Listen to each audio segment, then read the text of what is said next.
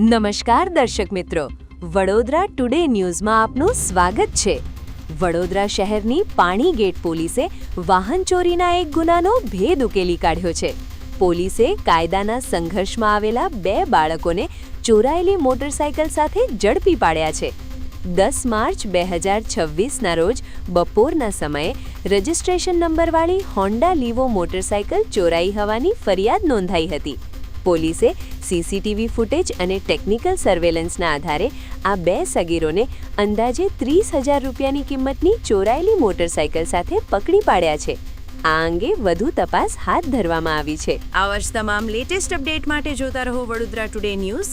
નવું વર્ષ એટલે કે વિક્રમ સંવત 2082ના શરૂઆતથી વડોદરા ટુડે ન્યૂઝ ચેનલના ગુજરાત રાજ્યના તમામ શહેરના તાલુકા જિલ્લાના દર્શક મિત્રોને ખાસ વિનંતી કે અમારા વડોદરા ટુડે ન્યૂઝના તમામ સમાચાર જોવા માટે હવે અમારા ફેસબુક, યુટ્યુબ, ઇન્સ્ટાગ્રામના પેજને લાઇક કરો, શેર કરો, સબસ્ક્રાઇબ કરો અને કોઈપણ સમાચાર અને જાહેરાત અને તમારા વિસ્તારમાં કોઈપણ જાતની ગેરકાયદેસર પ્રવૃત્તિઓ ચાલતી હોય અને ભ્રષ્ટાચારની પોલ ખોલવી હોય તો અમારા વોટ્સએપ નંબર 9687328624 અથવા તો 9687906224 પર સંપર્ક કરવા વિનંતી।